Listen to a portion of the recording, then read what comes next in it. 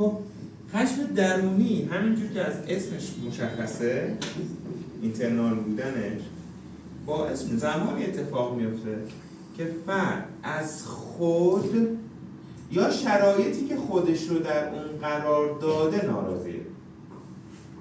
درست شد؟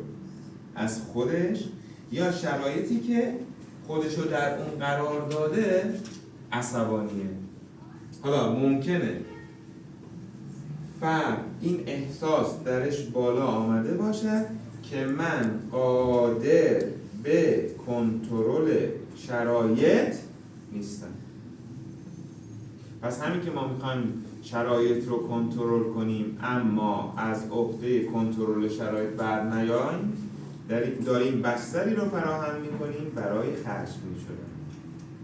پس اینکه ما چند جلسه داریم میگیم چیزهایی که خارج از کنترل ماست ما قادر به کنترلش نیستیم. پس فکر کردن به چیزهایی که خارج از کنترل ماست ما رو مضطرب، نگران و الان میدونیم که خشمگین میکنه. اوکی؟ هر چقدر هم شما مراقب فرزندتون باشین ممکنه اون در یک حرکت ساده سر بخوره و دستش بشکنه.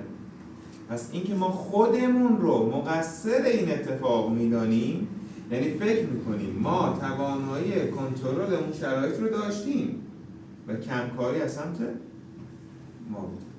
پس دومین مدل خشم ما خشم اینترنال هستش.